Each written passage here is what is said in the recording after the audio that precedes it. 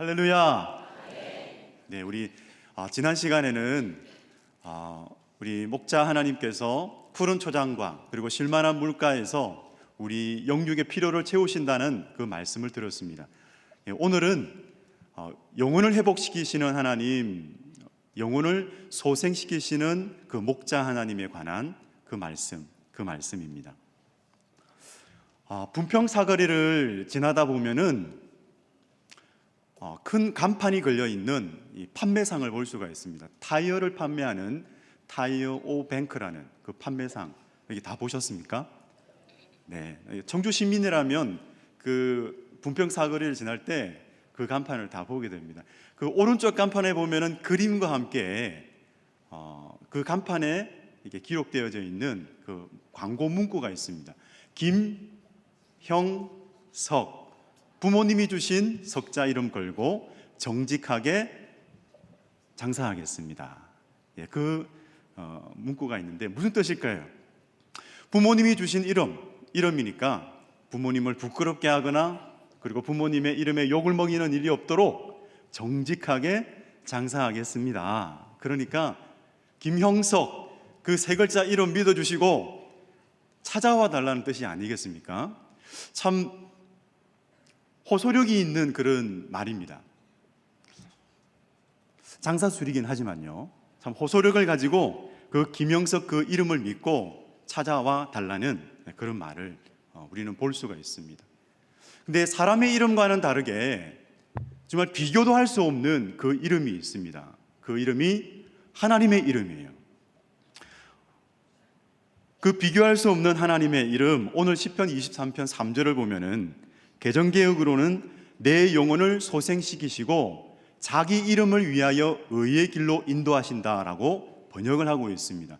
이 번역을 한 영어 성경으로는 이렇게 또 번역할 수가 있습니다. 내 이름을 소생시키는 것도, 그리고 내 이름을 소생시키는 것도, 내 영혼을 소생시키는 것도, 의의 길로 인도하시는 것도 자기 이름을 위하여 그렇게 하십니다 라고 그렇게 번역을 할 수가 있습니다. 모두 하나님께서 행하시는 일이기 때문에 우리는 그렇게 이해하고 받을 수가 있습니다. 하나님의 이름, 하나님의 그 이름은 하나님의 그 존재 자체를 말하고 있으며, 그리고 하나님의 인격과 속성을 나타내고 있습니다. 그 옛날 아브라함과 언약하셨던 하나님 아시죠? 그 하나님이 아브라함과 언약하시고 그의 후손을 인도해 가시는데 그들의 목자가 되셔서 그들을 인도해 가십니다. 그리고 그 자손이 애굽에 노예살이를 할 때 그 노예살이를 하던 그 백성들을 해방시키시고 약속의 땅까지 인도해 가실 때까지 끝까지 그들을 인도해 가셨습니다. 그들이 선해서일까요? 그들이 의로워서 그랬을까요? 아니지요. 그들은 길을 갈 때마다 하나님을 원망하고 하나님께 불평을 내뱉었던 그런 민족이었습니다. 그런데 끝까지 그들을 인도해 가신 것은 하나님의 긍휼과 사랑이 풍성했기 때문입니다. 그들을 부르시고 선택하시고 그들을 사랑하기로 작정하신 그 하나님 때문에, 그 하나님으로 인해서 그들을 끝까지 인도해 가셨던 것입니다. 다윗도 그의 인생길에서 그 하나님을 만났습니다. 자신의 영혼을 회복시키시는, 자신의 영혼을 소생시키시는 그 하나님을 만났어요. 소생시키다는 말을 우리 이런 뜻이 있는데, 다시 힘을 얻게 하다, 해결시키다, 회복시키다라는 뜻을 갖고 있습니다. 그 소생시키다는 말을 우리는 크게 두 가지 관점으로 볼 수가 있습니다. 먼저 선지자 엘리야에게 새로운 힘을 주신 경우입니다. 양이 목자의 인도를 따라서 푸른 초장과 쉴만한 물가에서 쉼을 얻은 것처럼 하나님이 친히 목자가 되셔서 그에게 공급하시고 영육을 회복시킨다는 것입니다. 그리고 또 다른 관점이 있는데 그것은 다윗의 경우이죠. 다윗이 넘어졌을 때에 다시 일으켜 세워주신 경우입니다. 그가 지은 죄로 인해서 어려운 공경에 처했을 때 하나님이 다윗을 돌이키심으로 이 다윗의 생명을 다시 살리셨다는 것입니다. 얼마 전 제가 맡고 있는 그 사랑부서에서 교사 교육 시간에 심폐소생술을 배우는 시간이 있었습니다. 이 심폐소생술, 다 죽어가는 사람들을 살릴 수 있기 때문에 아주 중요한 기술인데, 이 심폐소생술, 다 죽어가는 사람을 다시 살릴 수 있는 이 심폐소생술, 하나님도 그렇게 다 죽어가는 사람을 이 심폐소생술로 살려주십니다. 하나님의 심폐소생술이죠. 두 가지 관점으로 말씀을 드리려고 합니다. 이것이 바로 인생의 목자가 주시는 선물인데요. 첫째, 하나님은 낙심한 사람에게 다시 힘을 주십니다. 같이 따라해 볼까요? 하나님은 낙심한 사람에게 다시 힘을 주십니다. 요즘 많은 사람들을 힘들게 하는 병이 있습니다. 이 병은 여자가 남자보다 발병할률이 2배나 더 높다고 합니다. 이 병은 약 50% 이상이 50세 미만의 사람들에게 더 위협적인 병으로 알려져 있습니다. 이 병에 걸리면 체중이 급격하게 증가하거나 감소한다고 합니다. 또한 몹시 피로감을 느끼게 되고 자신에 대해서는 무가치감과 무력감을 느끼게 됩니다. 매사에 의욕이 떨어지고 만사가 귀찮아집니다. 가슴이 답답하고 불안감을 느낄 수 있고 수면 장애를 경험하고 또 짜증과 슬픔을 느끼게 됩니다. 그리고 이 증상이 더 심해지면 어떻게 될까요? 자살하고 싶은 그런 마음이 생긴다고 합니다. 하지만 감사한 것은 이 병에서 고침을 받을 수 있다는 거예요. 80% 이상이 이 병에서 나을 수가 있습니다. 이 병은 바로 우울증이에요. 신방을 하다 보면은 이 우울증 때문에 고통을 받는 그런 성도님들을 보게 됩니다. 그리고 성경에 보면은 한없이 낙담해서 이 우울감에 눌려있는 한 영혼이 있습니다. 우리 열왕기상 19장 4절인데요. 우리 다 같이 읽도록 하겠습니다. 열왕기상 19장 4절 시작. 자기 자신은 광야로 들어가 하루길쯤 가서 한 로뎀나무 아래에 앉아서 자기가 죽기를 원하여 이르되 여호와여 넉넉하오니 지금 내 생명을 거두시옵소서. 나는 내 조상들보다 낫지 못하니이다 하고, 엘리야가 그 바알과 아세라 선지자를 맞아서 싸웠어요. 승리를 거뒀습니다. 사자같이 담대했습니다. 그런데 그 싸움에서 승리한 후에 아합왕의 태도가 달라질 줄 알았어요. 그런데 그 아합왕의 태도는 달라지지 않았습니다. 오히려 왕후 이세벨이 기세가 등등해서 내가 너의 목숨을 빼앗겠다라고 으름장을 놓았습니다. 형편이 이렇게 돌아가자 엘리야는 온몸에 힘이 빠졌습니다. 낙심이 되어서 주랭랑을 쳐서 로뎀나무에 가서 하나님 앞에 푸념을 늘어놓습니다. 죽여주십시오. 그렇게 호소하고 있는 것입니다. 그런데 하나님께서는 이 엘리야를 그대로 내버려 두지 않으셨어요. 하나님께서는 그에게 선한 목자가 되셔서 그를 치유해 가십니다. 먼저 어떻게 치유하실까요? 먹게 하시고 마시게 하시고 쉬게 해주세요. 왜냐하면 그는 육체적으로 탈진해 있었기 때문입니다. 근데 하나님께서 육체적으로만 그를 회복시키신 것이 아니었어요.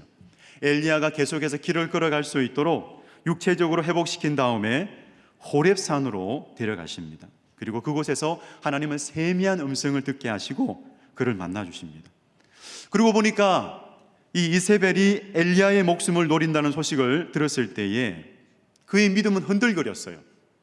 그냥 주저앉아서 모든 것을 끝내고 싶다고 투정했던 것입니다. 그런데 그가 살아나게 된 것은 언제입니까? 바로 하나님의 그 음성을 들었을 때였습니다. 그 하나님의 말씀을 듣자 그에게 소망이 생겼고 사명감을 회복하게 되었습니다. 주의 선지자는 오직 홀로 자신만 남았습니다라고 넋두리하는 그에게 하나님께서는 이스라엘 가운데 놀라운 계획을 갖고 있다라는 그 말씀을 들려주셨어요. 그리고 바알에게 무릎 꿇지 않은 7,000명의 이스라엘이 있다. 넌 혼자가 아니야. 무릎 꿇지 않은 7,000명이 있어. 그 말을 엘리야에게 들려주었습니다. 그때 엘리야는 정말 죽을 지경이었다가 다시 살아났습니다. 그 엘리야의 영혼은 소생하게 된 것이죠. 저에게도 죽을 지경이었다가 다시 살아났던 그런 경험이 있습니다. 그 경험을 나누고자 합니다. 1997년 어떤 일이 있었죠? 금융위기가 왔잖아요. IMF. 그 금융위기 시간을 지냈던 장본인이 바로 저입니다. 제가 그 어려운 시간을 지내야 했습니다. 물론 많은 청년들이 그 어려운 금융위기 그 시간을 다 통과했을 것입니다. 대학 졸업 후에 백수로 살게 되었어요. 참 앞에 보이는 것이 없으니까 마음이 답답하고 깝깝했습니다. 뭔가 새로운 것을 시도해 보겠다라는 그런 목표, 그런 의욕이 나지 않았어요. 그냥 언젠가는 되겠지, 막연한 생각이었습니다. 언젠가는 취직이 되겠지, 계속 해보자, 이런 어떤 막연한 생각으로 열심히 취업 준비를 했습니다. 그러다가 제 입에서 툭 나온 그런 말이 있었는데, 그냥 죽어버릴까? 하는 그런 말이에요. 죽기는 왜 죽어요? 귀한 생명인데. 왜 그런 말이 튀어나왔을까요? 그거는 정말 내 속마음이 너무 힘드니까 죽을 정도로, 죽고 싶을 정도로 힘들다는 말이지요. 그죠? 하루는 잘 시간이 되었어요. 하루는 잘 시간이 되어서 이제 누워서 잠을 자야 되겠는데 잠이 오지 않는 거예요. 잠이 오지 않아서 너무 예민해져서 날밤을 새웠습니다. 그래서 그렇게 날밤을 새우고 나서 참 감사하게도 하나님께서 제 마음에 그래도 새벽 기도하러 가야지, 새벽 기도를 하러 가야 되겠다, 그런 마음을 가지면서 그 동네 앞에 있는 교회에 가서 그 새벽 기도를 드리게 됐어요. 털썩 주저앉아서 그 목사님의 말씀을 듣는데 그 목사님의 말씀이 저에게 힘을 주었는데 참 신기했습니다. 예민해져 있는 제 마음이 평안해지기 시작하는 거예요. 정말 빛이었어요. 막 걱정과 근심이 참 많아서 내 마음을 누르고 있었는데 그 걱정과 근심이, 그 어두움이 물러가기 시작하는 거예요. 그래서 그 걱정과 근심 대신에 평안이 임하면서 또 내 마음이 기쁘기도 했어요. 기쁨이 이렇게 생겼습니다. 정말 말씀의 빛이 임했습니다. 기도회를 마치고 나오는데 그날 눈이 내려서 온 천지가 다 하였어요. 그 새벽에 그 온 천지가 하얘졌을 때에 제 마음속에서 솟아났던 그 찬송이 있어요. 그 찬송이 흰 눈보다도 주의 흘리신 보혈로 희게 씻어 주옵소서, 그 찬송이었습니다. 제가 그 찬송을 부르면서 집으로 와서 그날 정말 눈이 녹듯이 단잠을 청할 수가 있었습니다. 정말 그 하나님께 감사드립니다. 그런데 지금 제 사정은 좀 어떨까요? 지금 제 사정은 저는 청빙 원서를 쓰면서 임지를 위해서 기도하고 또 준비하고 있습니다. 그때 청년 시절과 다른 것은 저에게 목회 비전이 있다라는 거예요. 임지는 정말 하늘의 별따기입니다. 원서를 내고 하지만 안 될 때가 있어요.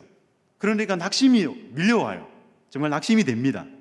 그런데 더욱 깨닫는 것은 그럴수록 내 마음에, 내 안에 하나님의 말씀이 충만하고 그리고 성령이 충만해야겠구나 하는 것이었습니다. 그래서 제가 품고 있는 말씀이 있어요. 그 말씀을 나누기 원합니다. 소망의 하나님이 모든 기쁨과 평강을 믿음 안에서 너희에게 충만하게 하사 성령의 능력으로 소망이 넘치게 하시기를 원하노라. 상황을 보고 있으면, 그 상황만 보고 있으면 낙심이 될 수밖에 없어요. 하지만 소망의 하나님을 바라볼 때에 우리에게는 새 힘이 생길 것을 믿습니다. 그래서 혹시나 낙심하여서 무력해져 있는 성도님 계십니까? 이 말씀을 기억하십시오. 오직 여호와를 앙망하는 자는 새 힘을 얻으리니 독수리가 날개치며 올라감 같을 것이요 다른 박질하여도 곤비하지 아니하겠고 그래가도 피곤하지 아니하리로다. 이 주님의 말씀을 붙들고 기도하시기 바랍니다. 하나님께서 새 힘을 주실 것입니다. 둘째, 우리 하나님은 넘어진 사람을 다시 일으켜 세워주십니다. 저를 따라서 한번 해주시기 바랍니다. 우리 하나님은 넘어진 사람을 다시 일으켜 세워주십니다. 죄의 무게로 인해서 눌려있는 분이 있습니까? 오늘 말씀을 통해서, 오늘 주시는 이 말씀을 통해서 하나님의 은혜로 다시 살아나는 그 역사가 있기를 축복합니다. 다윗이 자신의 인생길에서 넘어져서 마른 가지처럼 다 죽어갈 때가 있었습니다. 고난의 시절을 통과했어요. 그 어렵던 시절을 다 통과해 갔다니까요. 그런데 통일 이스라엘의 왕이 되어서 한창 전성기를 보낼 때였습니다. 우리 사무엘하 11장 1절 2절의 말씀을 우리 같이 읽겠습니다. 띄워주십시오. 시작. 그 해가 돌아와 왕들이 출전할 때가 되매 다윗이 요압과 그에게 있는 그의 부하들과 온 이스라엘 군대를 보내니 그들이 암몬 자손을 멸하고 랍바를 에워쌌고 다윗은 예루살렘에 그대로 있더라. 네, 이 다윗을 제외하고 모든 장수들이 암몬 자손과 싸우기 위해서 전쟁터로 달려갔습니다. 그런데 저녁 때였어요. 잠에서 일어난 이 다윗이 옥상을 거닐다가 눈에 한 여인이 들어왔어요. 그 여인이 목욕을 하고 있었습니다. 사실 그 자리에서 그 장면을 쳐다보았을 때에 유혹받지 않을 남자가 어디 있겠습니까? 그죠? 한번 손 들어 보십시오. 나 유혹받지 않습니다. 없을 겁니다. 그때 그 유혹을 이기는 최선의 방법은 무엇일까요? 요셉처럼 내가 어찌하여 하나님께 득죄하리이까? 아버지! 하면서 도망을 가야죠. 그게 유혹을 피할 수 있는 최선의 방법이죠. 그런데 다윗은 욕심 때문에 그 유혹의 장소를 벗어나지 못했습니다. 딱 걸렸다는 말이 있죠. 낚시꾼이 미끼를 던졌는데 그 미끼를 덥석 문 거예요. 정말 다윗은 딱 걸린 것입니다. 그가 생명에 속한 길을 걷고 있습니까? 아니면 사망에 속한 길을 걷고 있습니까? 사망에 속한 길을 걷고 있지요. 그 길을 그는 멈추지 못했습니다. 지금까지 하나님의 눈을 의식하면서 그렇게 살아왔던 그가 그날은 웬일인지 그 탐욕이 시키는 대로 합니다. 그래서 간음죄를 지어요. 그리고 그 죄를 숨기려고 했다가 살인죄도 짓고 말아요. 믿음의 사람 다윗을 보십시오. 그만 추락하고 있습니다. 골리앗과 싸움에서도, 그리고 사울을 피해서 다닐 때에도 오히려 그의 믿음의 빛은 빛났어요. 하지만 그 탐욕으로 인해서 그는 속수무책으로 넘어지고 말았습니다. 우리도 넘어질 때가 있죠. 그런데 우리가 넘어졌을 때에 기억하고 가슴에 새겨야 하는 것이 있습니다. 그것이 뭐냐면, 우리 하나님은 죄는 미워하시지만 죄인은 사랑하십니다. 그걸 믿으시죠? 다윗의 그 죄를 미워하셨지만 죄인 다윗은 사랑하셨습니다. 그래서 넘어지고 자빠졌던 그 다윗을 다시 일으켜 세워주시려고 나단 선지자를 보내시고 책망하세요. 그 벼랑의 끝에 서 있던 다윗이 나단 선지자의 책망을 듣고 나서 그의 굳어진 마음이 깨어졌습니다. 그래서 내가 여호와께 죄를 범하였노라 자백합니다. 그가 그의 죄를 자백하기까지 그의 영혼이 어떠 있는지를 고백하는 시편이 있습니다. 시편 32편 3절 4절인데요. 우리가 같이 읽기를 원합니다. 띄워주십시오. 시작. 내가 입을 열지 아니할 때에 종일 신음함으로 내 뼈가 새하였도다. 주의 손이 주야로 나를 누르시오니 내 진액이 빠져서 여름 가뭄의 마름같이 되었나이다. 아멘. 다윗은 정말 스스로 다시 시작할 수 없었습니다. 의로운 삶을 살 수 없었습니다. 죄가 자신을 장악해서 끌고 가는 것을 알고 있었기에, 이제는 자신에게 소망이 없다라는 것을 알고 있었기 때문에 하나님의 도우심을 구합니다. 우슬초로 나를 정결하게 하소서. 내 모든 죄악을 지워주옵소서. 정한 마음을 창조하시고 정직한 영을 새롭게 하여 주옵소서. 간구합니다. 다 죽어가던 다윗이 그 죄악의 짐을 벗었을 때에 너무나 감사해서, 그 복이 너무나 감사해서 이렇게 고백을 해요. 허물의 사함을 받고 자신의 죄가 가려진 자는 복이 있도다. 마음에 간사함이 없고 여호와께 정죄를 당하지 아니하는 자는 복이 있도다. 저와 여러분도 이 복을 받은 자임을 믿습니다. 예수님의 이끄심을 받는 양무리 속에서 때로는 우리가 넘어지고 자빠져서 사경을 헤맬 때 예수님은 우리를 찾아오셔서 우리를 그 죄악의 구덩이에서 건져주십니다. 우리를 보며 죄를 미워하시지만 죄인은 사랑한다라고 말씀하세요. 그래서 하나님은 우리에게 회복의 은혜를 베풀어 주십니다. 이것이 바로 다 죽어가는 그 영혼의 심장을 다시 뛰게 하시는 하나님의 심폐소생술임을 믿습니다. 이것이 바로 인생의 목자가 주시는 선물이지요. 최근에 한 사람을 보게 되었는데, 이 철로 역정을 3권의 만화책으로 그렇게 내었던 출판한 한 사람이 있는데, 이 사람이 바로 최철유 씨라는 분입니다. 이분은 이현세 만화가의 수제자예요. 이현세 다 아시잖아요.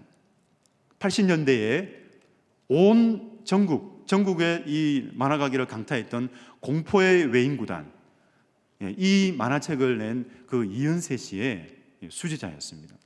참, 그러니까 실력 있는 만화가라는 것을 우리가 알 수 있죠. 이분이 원래는 모태신앙이었어요. 그분의 어머니는 참 신앙이 뜨거웠습니다. 늘 새벽 기도에 가서 기도를 하시는데, 그 새벽 기도를 갔다 오시고 나서 아들을 위해서 기도하세요. 3명의 아들들이 있었는데, 제일 처음으로 이게 기도를 받았던 사람이 바로 이 최철규 씨예요. 그러니까 얼마나 차가웠겠어요. 그 차가웠던 손으로 가장 먼저 이렇게 기도를 받았던 사람인데, 이렇게 기도했다고 합니다. 하나님, 이 아들이 나중에 커서 하나님의 영광을 위해서 살게 하여 주시옵소서. 그 삶을 살게 해달라고 항상 울면서 그렇게 기도했다고 합니다. 그런 어머니 밑에서 그런 기도를 받으면서 살아왔던 아들인데, 나중에 이분이 장성해서는 돈을 벌어서 성공을 하고 싶었던 거예요. 근데 그림은 잘 그렸어요. 근데 이분이 일반 만화로 데뷔한 것이 아니라 성인 만화로 데뷔를 하게 되었어요. 그러니까 성인 만화를 잘 그리려고 하다 보니까 이분의 마음속에 음란함이 가득 차게 되었습니다. 그리고 담배와 술로 쩔었어요. 그렇게 세상의 유의를 즐기면서 살았던 거였는데, 어느 날 28살이 되는 어느 날에 이분이 가슴에 통증을 느끼고 쓰러져요. 병원에 가서 진단을 받으니까 기흉이라고 합니다. 폐에 바람이 들어갔어요. 공기가 찼어요. 의사는 괜찮다고 합니다. 좀 기다리면, 기침을 하다 보면 괜찮아집니다. 그런데 시간이 지나니까 농흉이 된 거예요. 고름이 나왔어요. 그러면서 이제 폐가 썩어가기 시작합니다. 의사는 이렇게 말합니다. 수술을 해도 죽고 수술하지 않아도 당신은 죽습니다. 아주 절망적인 그런 선고를 받았습니다. 그렇게 자포자기하는 마음 속에 자기 안에 생각난 것이 있는데, 어머니가 했던 말이었어요. 그 어머니가 말씀을 읽어야 고쳐주신다. 그 어머니의 말이 생각이 났습니다. 그래서 지푸라기 잡는 심정으로 성경을 읽다가 고린도후서 13장 5절을 보게 되었습니다. 제가 읽겠습니다. 너희는 믿음 안에 있는가? 너희 자신을 시험하고 너희 자신을 확증하라. 예수 그리스도께서 너희 안에 계신 줄을 너희가 스스로 알지 못하느냐? 그렇지 않으면 너희는 버림받은 자니라. 그 사람이 죽음 앞에서 이 말씀 앞에 서게 되었습니다. 그러면서 질문을 합니다. 나는 천국 갈 수 있는가? 자신은 어릴 때부터 교회를 다녔는데 정말 나에게는 구원의 확신이 있는가? 그런데 구원의 확신이 없는 거예요. 기도하면서 그렇게 고백합니다. 하나님, 저는 교회 마당만 밟는 사람이었습니다. 28년 동안 교회를 다녔지만 구원의 확신이 없는 저의 눈물을 기억해 주십시오. 그렇게 정말 절박하게 살려달라고 기도하면서 하나님 한 번 더 살려주시면 이제는 성인 만화 그리지 않고 하나님이 기뻐하시는 만화를 그리도록 하겠습니다 라고 다짐을 합니다. 그런데 의사가 수술하기 전에 한 번 더 엑스레이를 찍어보자라고 그렇게 했어요. 그래서 엑스레이를 찍었는데 조금 후에 한 사람이 그 사진을 들고 와요. 막 뛰어와서 선생님 이거 보십시오. 그리고 봤더니 어떤 일이 있었을까요? 폐가 정상이 된 거예요. 놀라운 일이 일어났어요. 기도 드린 지 4시간 만에 그 폐가 정상이 된 거예요. 그런데 그분의 이야기를 들었습니다. 기적을 맛보고도 때가 되었으니까 됐구나. 때가 되어서 이제 나을 때가 되었으니까 이 폐가 나은 거야 하는 그런 마음이 들었다고 합니다. 그러면서 자신에게 이 죄성이 얼마나 질기고 강하게 스며들었는가를 고백해요.